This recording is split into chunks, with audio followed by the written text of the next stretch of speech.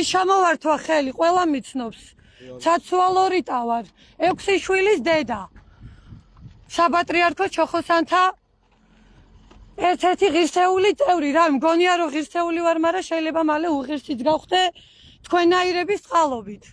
ეს არის ჩვენი საქართველო, სადაც აი ამ ქართულ მიწებზე, ჩემო ძვირფასებო, მოიყვანეს ირანელები, აზერები, თურქები, თათრები, გზა გადამიკეტეს ჩემს მიერ აშენებული სალოცავია. ეხლავე გეუბნებით რომ გამიშვათ სალოცავში. ხო ჩართული გაქვთ კამერები? კანონს არ ვარღვევ, არაფერს არ ვარღვევ. გამიშვით ჩემს მიერ აშენებულ სალოცავში, რომელიც მე ფეხით ჩავდივარ, აი აქეთ ეს ყველაფერი ხდება საქართველოში. მთელი მსოფლიო გაიგებს რა ხდება, მე ჩავდივარ ფეხით.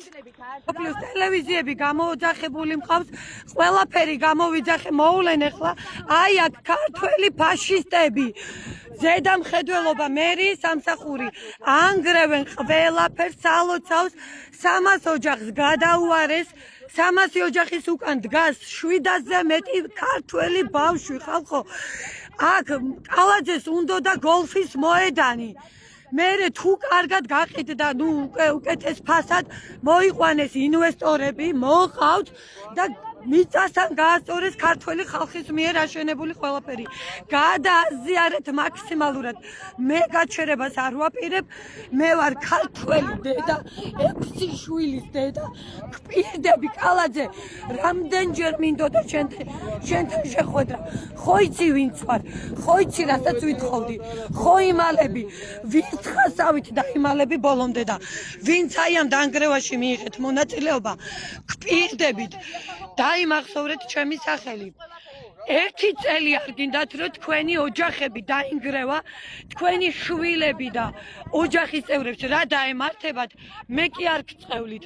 აი ამ დანგრევისთვის დედა ღვთისმშობლისგან რა რისხვა დაგემართებათ, თქვენ მაგას უყურეთ. აი ხა გზებია გადაკეტილი, მაი შეიძლება ძალიან უცბად დააბეჭინი ქალები რო დგანან და ვილკებს იტყდა რაც დეგენერატობას დაახეთქებენ. ის არის მოდაში, ესე აქორაზე არ არია. მე მესვით თქვენ მოვალეობას იხდით, მაგრამ გამოყევით ქართულ ხალხს, ხალხო გამოყევით. ამოდით და გადაიღეთ. всё, მე გავდივარ.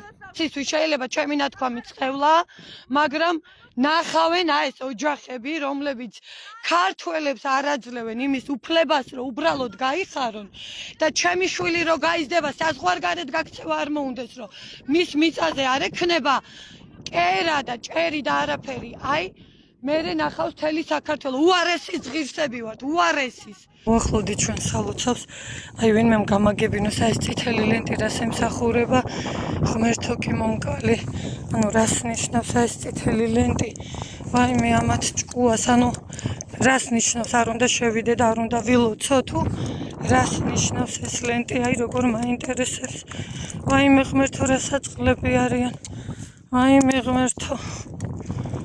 ღმერთო კი მიშველე. ვინ გასცა ეს ბრძანება რომ თან სალოცავს, ანუ დაანგრეთ სალოცავს წითელი ლენტი გადააფარეთ.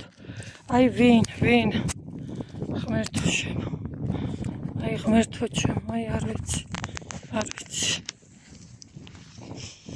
აი აქ იმიტომ რომ არ შეიძლება შემოღობა, აი ნახეთ, აი ესეთნაირად ვუვლით, ვუხთხილდებით ყველაფერს. აი აქ არის ძველი ნატაძრალი, აი ამ ტერიტორიაზე დაუცლებად აღდგება ის ძველი ტაძარი. ეხა შევალ შიგნით. აი, სწორედ ეს ხატი არის, რომელიც მართალია ამათვის ზღაპრებია, მაგრამ ხილვით იქნა დაწერილი. ეს არის კონკრეტულად აი ამ მიწაზე მყოფი ხალხის მიერ დაწერილი ხატი. აი ეს ჩვენი ერთ-ერთი შიშუმ პირის მიერ დამზადებული ხატი, მისი დაწერილია.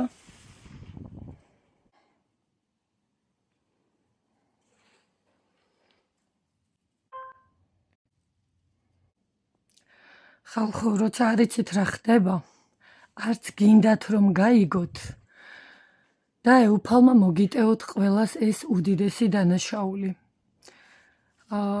ვერანაირად ვერ მოგვერევით ქართველებს, ვერასოდეს და არასოდეს თავს შევაკლავთ იმას, რომ არც ერთი გოჯი მიწა ვერ და არ გასხვისდება სხვა ერებზე. ეს კარგად გახსოვდეს. ჩვენ დღეს ქართველი დედები ვიბრძოლებთ იმისათვის, რომ ხვალ და ზეგ ჩემი 6 შვილი რო გაიზრდება, საზღვარგარეთ არ მოუნდეთ წასვლა.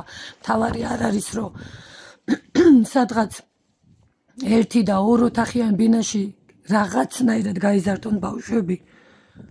მთავარი ის არის, რომ გაიზრდებიან თავის ქვეყანაში, გქონდეთ საკუთარი კერა, საკუთარი მტკაველი ეგულებოდეთ, სადაც ისევ და ისევ თავიანთ მომავალს აშენებენ და მრავალ ქართველ თაობას გადასცემენ აი ამ ყველაფერს.